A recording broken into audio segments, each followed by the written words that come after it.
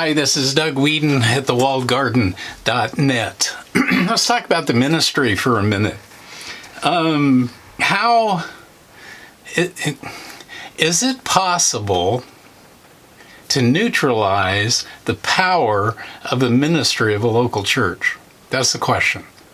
Is it possible to neutralize the power that flows through a ministry in a local church?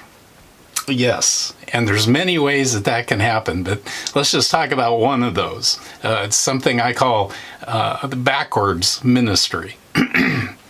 Typically, let's look at the healthy kind of setup, a healthy ministry. First of all, is if you're feeding and you're developing the repentant within a local church, out of there, God will speak into their hearts. And out of their hearts will come a desire to reach a certain group of people or individuals or whatever the case may be, and they'll be drawn into that. And they'll be... it's kind of like this light goes on, and it's kind of like there's this warmth that's drawing you to these people in need. And so the repentant are, paying attention to God, they're concentrating on Him, and He begins to draw them towards certain people. Perhaps has them begin praying for these people before anything happens, and then God begins to give them insight into the situation these people that are in need are having, the kind of lives they have. Then the second thing that happens is that, in this prayer and in this preliminary kind of setup, that God begins to help them understand what would be helpful. Because when we're talking about the gospel, we're talking about doing acts of kindness and immersing those acts of kindness in an articulated message. And so that's all part of one thing. And so God starts to form that for those people in the hearts of the worker, the Christian worker, the repentant worker. And He gives them gifts to help them in that process. So, and hopefully I'm not going too slow here, but you've got this idea, this momentum that's building. And so the worker figures out what's helpful, how this worker can invest in these people. It's kind of like building a program, building an idea, designing a plan, and they're working together as a team as they go work in the life of these people. Well, in the process, the worker realizes that this plan and this program is going to cost something. It could cost money, it could cost time, could cost emotions, and it usually costs all those things.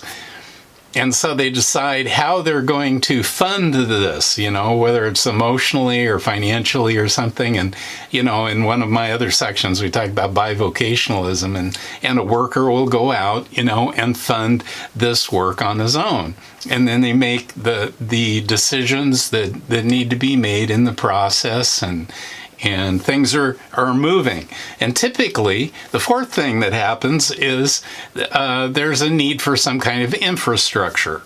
You got to get to the people, you got to be with the people, there's something that has to happen. And so whether that infrastructure is facility-oriented or time-oriented or materials or whatever is needed, the worker decides what that is, and they go and do it.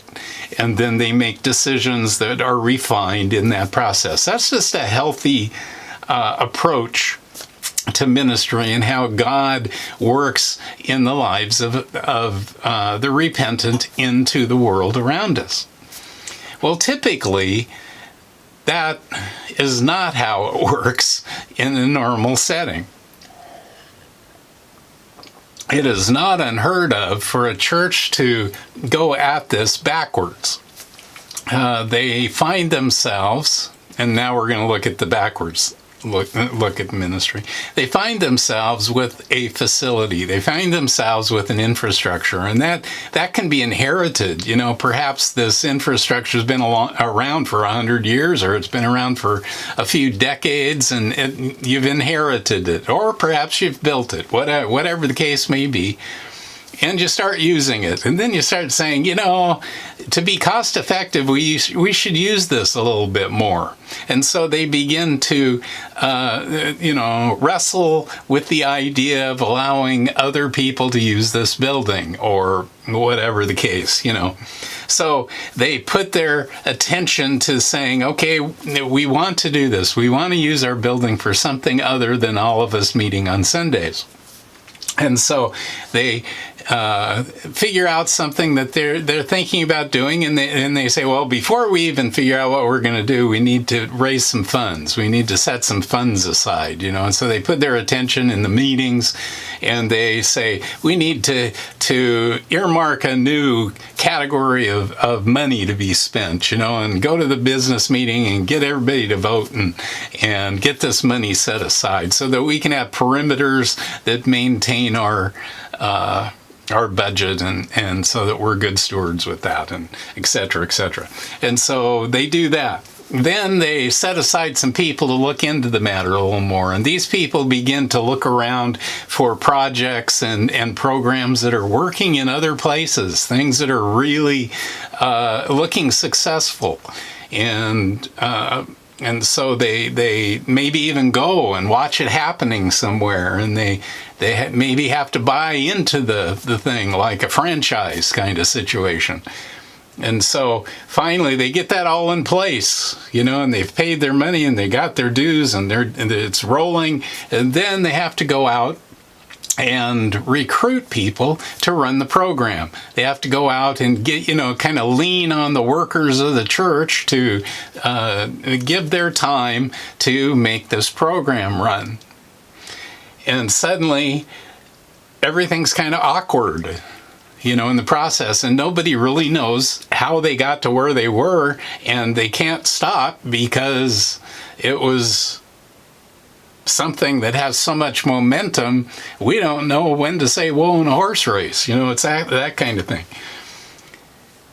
And people begin to get burned out. Some people go on forever. Others say, I've put in 20 years now. You can, put in, the young people can take over. It's this kind of messed up thing. And it's messed up because it's backwards. It's backwards. It started with facility and it worked its way down to recruiting, when actual ministry moves the other direction. It works through the life of the repentant, and then it blossoms out from there. See, the problem with backwards ministry is it tends to neutralize the power of God, because in none of that sequence did it have God working in the heart of the repentant to start working into the lives of people around them. So this is not an unusual story. I hope you can see that as I've been talking about this. The issue, this isn't really a problem. The issue is, if a church looks at their ministry and says bigger is better, and they go through this backwards style ministry, they will have less impact on the community than smaller activities that are pouring out of the life of the repentant. That is an odd dynamic, but I have seen it happen more often than not. Less can have more effect in the community, not because of the amount that we're doing, but because of where the source of that ministry is coming from. We need to be a people who are not neutralizing the power of God by going about the ministry backwards, but by being a people who are concentrated on Him and allowing Him to work through the lives of the repentant. Even if it looks like there's not much happening, there's a great deal of effect through a few people doing what God wants done. I encourage you to step out of the world system, come up for air, and take a breath.